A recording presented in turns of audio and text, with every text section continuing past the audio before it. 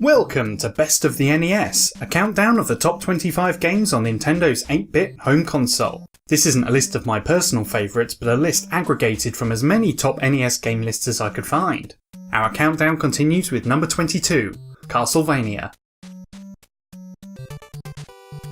Count Dracula has returned, bringing about a new era of darkness. Darkness! You are Simon Belmont, the whip-cracking vampire slayer. Rocking up at the Count's pad, you must cross through the monster-infested hallways, reach the top of the tallest tower and destroy Dracula. I've always thought of Castlevania as this rock-hard challenge that I'd never be good enough to beat. Well, today it looks like I'm not just going to have to fight the monsters out there. I'm also going to have to fight the monsters in here. Simon isn't your usual spry platforming hero, but a beefcake made of solid muscle.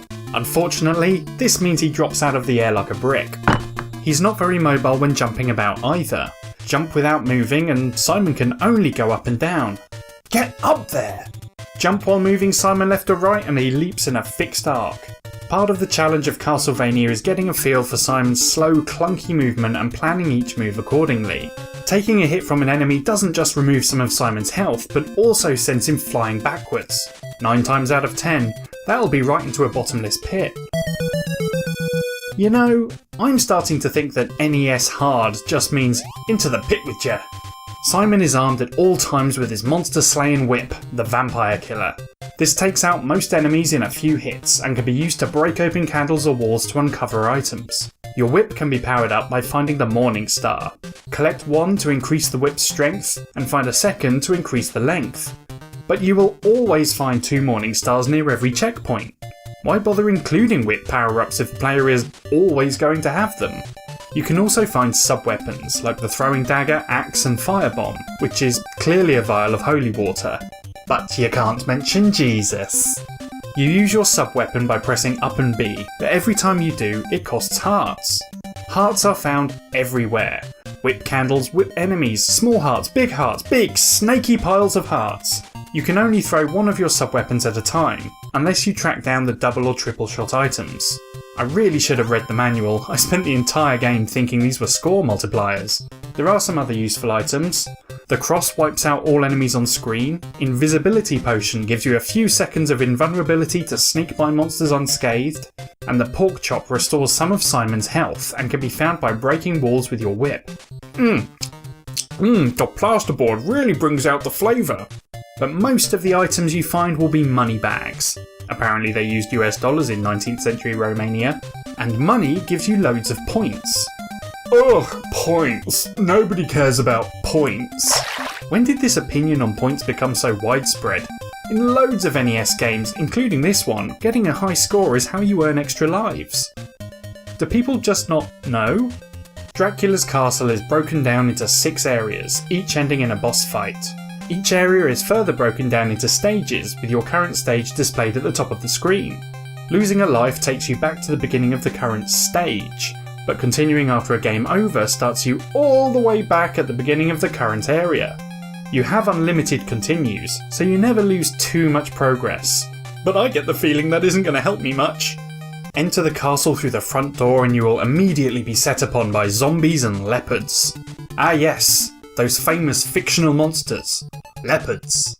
Want to climb some stairs? Then kinda hold up or down while stood near them and sometimes Simon will decide he wants to climb them. You can't jump and land on stairs, and you can't jump while on the stairs.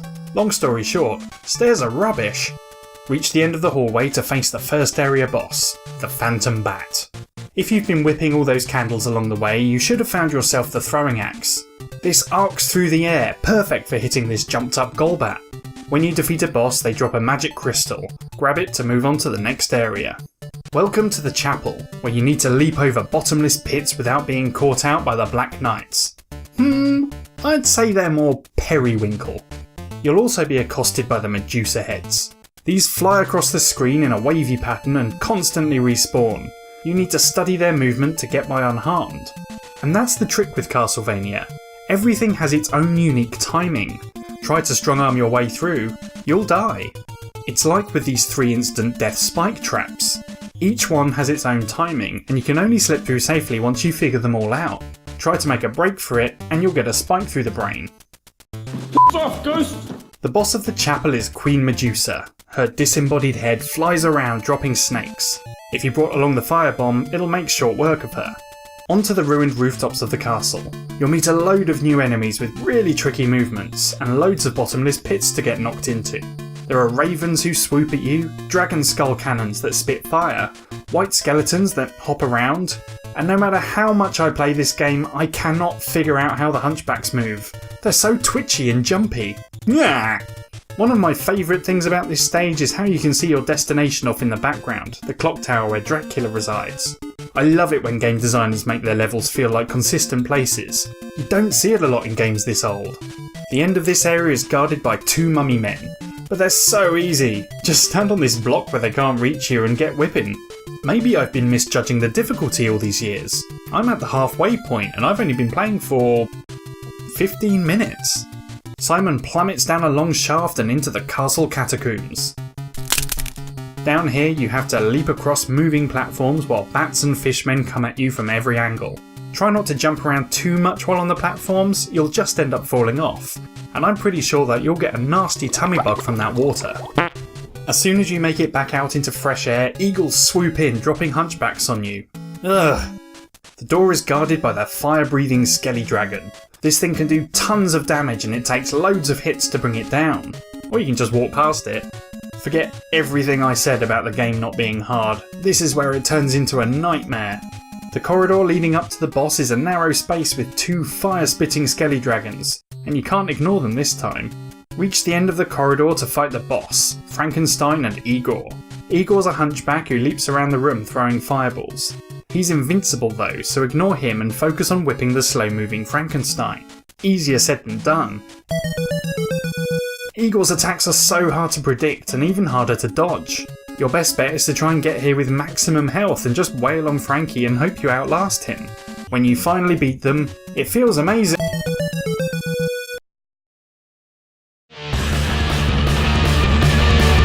Things don't get any better in Area 5. Hunchbacks and bone-tossing white skeletons return, but they're placed in locations designed to strip away as much health as possible, and that's just in the first room. It's hard to get the timing down when their movements are so twitchy and hard to figure out, which means dying over, and over, and over. The new enemies keep on coming. Red skeletons spring back to life no matter how many times you whip them, and the Axeman is a bulky knight that hurls 2 axes like boomerangs. The best way to deal with them is to crouch and whip. But, of course, that technique doesn't work for long. In the final stretch you have to take out 2 Axemen, while Medusas fly at you. The Axeman requires you to crouch in position, while the Medusa heads require you to keep moving. So which way would you like to die today? After losing to this corridor easily a dozen times, I found my preferred strategy. Way earlier in the level you find the firebomb. Whatever you do, don't die or lose it. It stuns the Axemen in place while dishing out damage, allowing you to focus on dodging and whipping Medusas. At the end of the nightmare corridor is the boss, the Grim Reaper. It flies around the screen hurling scythes at you. So many scythes!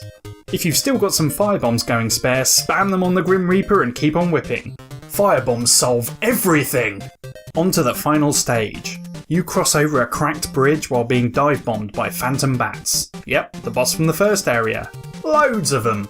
Once inside the clock tower you will be faced with familiar enemies, white skeletons, hunchback dropping eagles, but the biggest challenge is climbing all these stairs without taking too many hits. I know it goes against everything I said about the rest of the game, but the best tactic here is to just make a break for it. Once you reach stage 18 you have arrived at Dracula's chamber. And the best part? If you die here, you don't get sent all the way back to the beginning of the clock tower. Whoop whoop! The Count will phase in, open his cape to blast you with a trio of fireballs, then vanish. You have to use this brief window to avoid the fireballs and whip his ugly fanged face. Getting the timing of your jump down so you avoid the fireballs is key. Once you've nailed this, you should be able to get through without taking any damage. Unless he phases in on top of you.